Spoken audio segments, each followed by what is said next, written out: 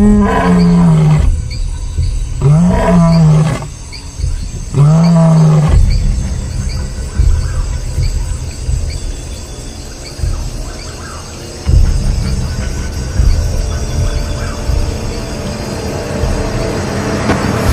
we live to ourselves, I can assure you, we'll die of ourselves.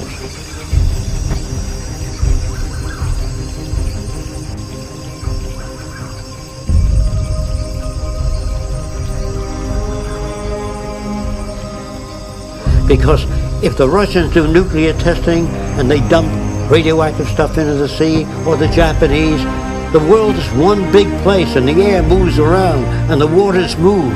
Therefore, living to yourself, your little isolated colony, your little culture that you want to build, your little city that you want to build of people with like-mindedness, all of that has no basis for survival.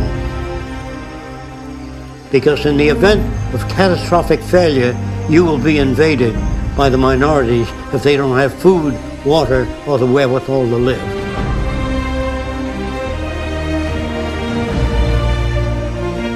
You can't find the answers by declaring a society democratic. You can only find the answers by research and development.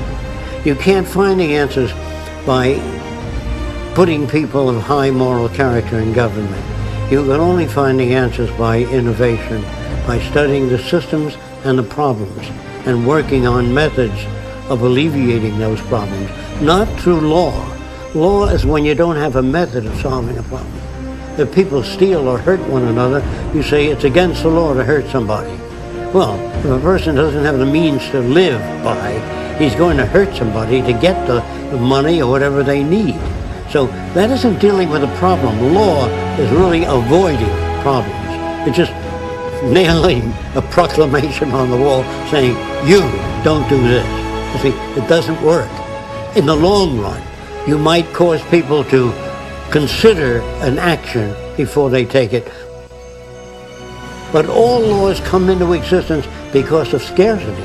Always difficult to imagine that. When there's scarcity of water, people will steal it, remove it, if not for themselves, for their children. So all the laws in the world, but if you don't want people to steal water, you build an electric fence around the water. See, and this is the way you say, you don't need to put up a sign, don't steal water. But those people will die. So we don't want to do that. We don't want to build a fence around our country, say, this is the greatest country in the world, we're going to keep it that way. We depend on other countries.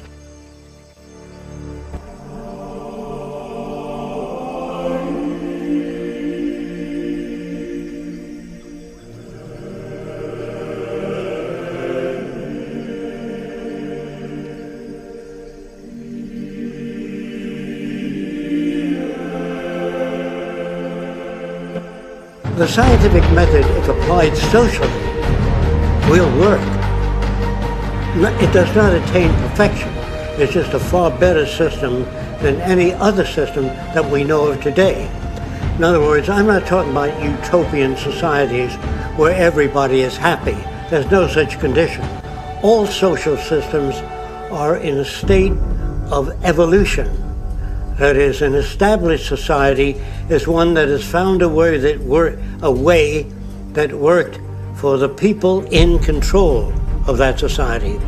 Whereas all societies are emergent, constantly evolving.